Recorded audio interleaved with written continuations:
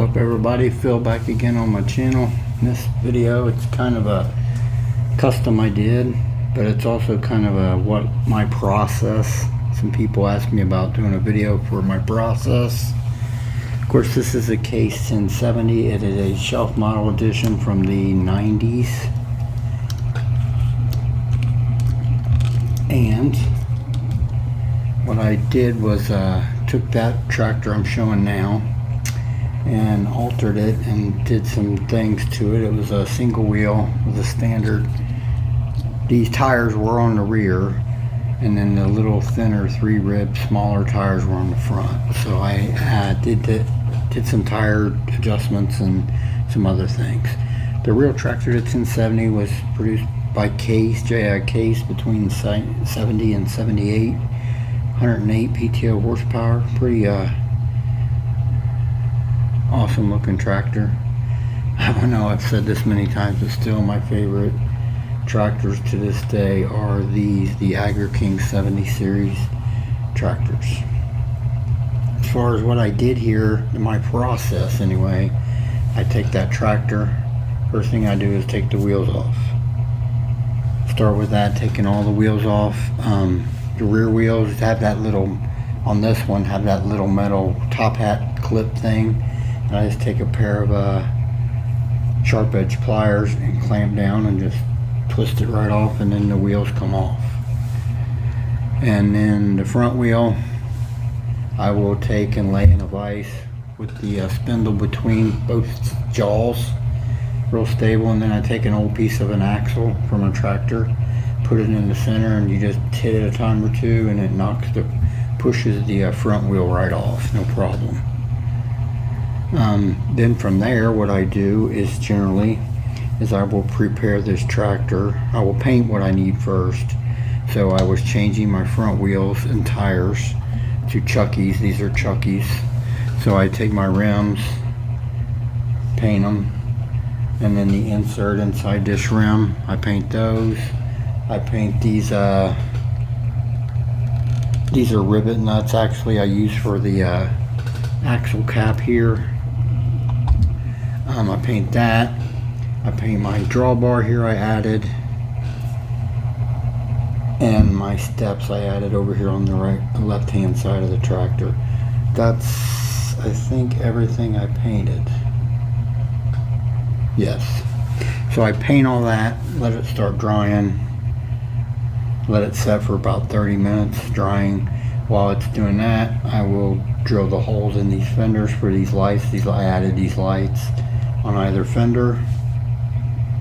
And then also I took the plastic muffler off of this tractor, just pulled it right off basically, and then re-drilled that hole out 1/4 inch, and I put on this 1/4 inch chrome muffler. And then I also went ahead and added these front suitcase weights, which are plastic, just a plastic set. I wrap them around. I measure it up about where I want it on one side. I'll take my drill this side's hole, then I screw this side in. It's on, and I just wrap it around and eye it up, drill the other side, and then drill it through, then screw it on the other side. Then I take a Sharpie marker and paint the head of that screw black. It's not as easy and noticeable to see. And while I do all this stuff to this tractor, waiting on my paint to dry, which is about 30 minutes or so, maybe sometimes longer, I'll let it set, but after 30 minutes is usually good enough. And I'll take everything I can and put it in a toaster oven to cure out the paint. And I'll put it just on warm. You don't have to put it up real high, just put it on warm, and the burner will come on for a few minutes and go off. And I'll do that for about an hour. Highly suggest these drawbars, do not put them in a toaster oven. I learned the hard way on a couple. They fell apart. They fell into pieces on me in the toaster oven, and it was only on warm.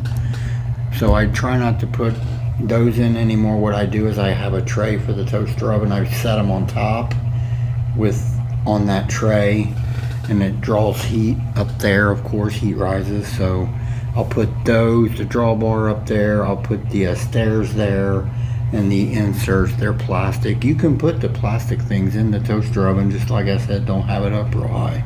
But I've put the plastic pieces in the toaster oven before, being very careful, and it didn't hurt them. The only thing it did hurt was these drawbars.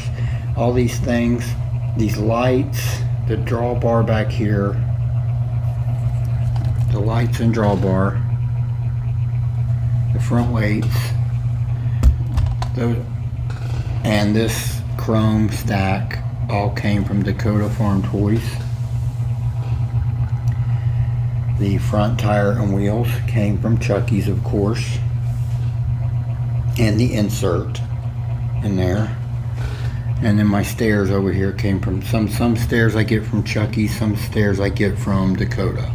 It depends. I just buy a bunch of some from each and then decide which ones I want to use. And then also on the insert on the front wheel, as you can see, I took a paint marker and tipped the bolt head, the bolt tips with silver on both sides. And then I did some on the rear wheel as well, tipped them off. As you can see, the rear wheels are spaced out. And that is the original wheel that was on the tractor. I just had extras and I used them. The spacer inside there, those are just nylon spacers that you can buy at Lowe's or Home Depot. And I've laid in supply on a lot of this stuff now over the last 3 months, just buying extras. So, but I painted those spacers. You probably can't see it, but I painted them to Desert Sunset, and I painted my rivet nut here the Desert Sunset to match the tractor paint. I thought that would be a nice touch.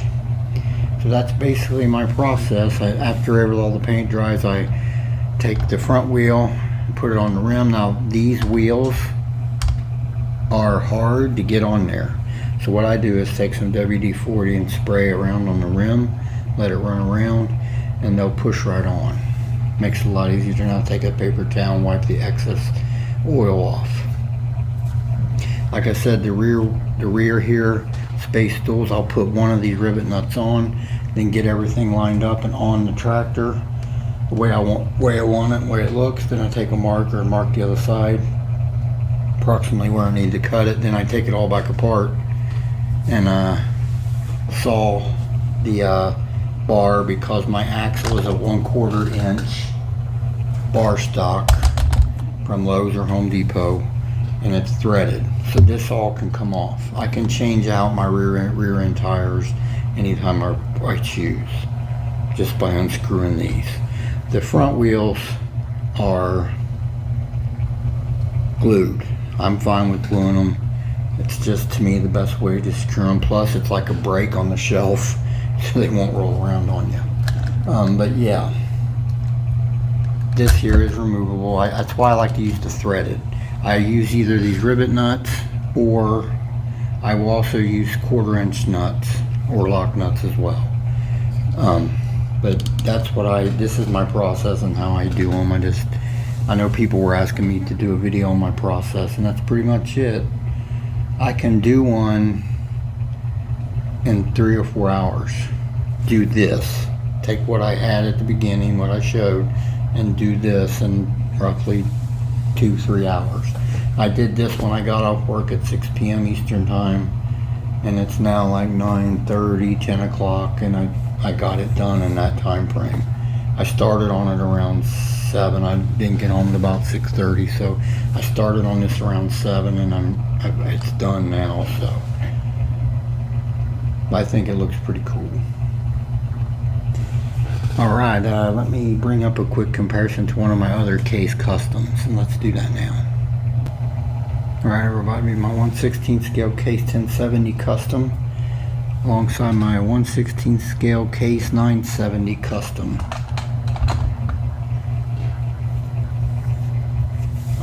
I did alterations on both of these. This is one of the early ones I've done. This white 970.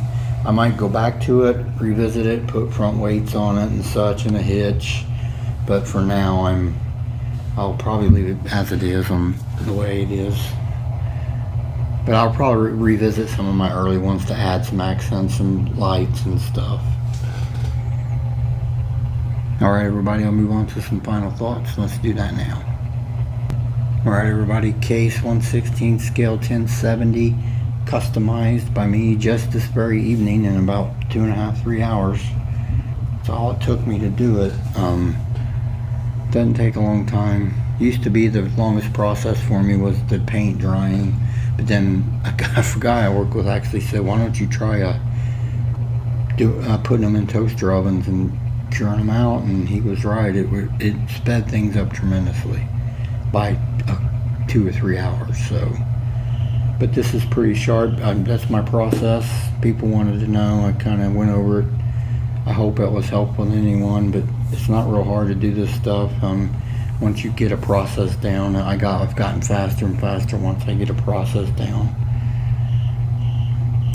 Alright everybody, I'll bring that camera closer for a quick look at this thing. I want to thank everyone that tunes in. Y'all have a blessed day. If you have any more questions, you can comment below. I'll try to answer them. This is Phil. Y'all have a blessed day. We'll talk again soon.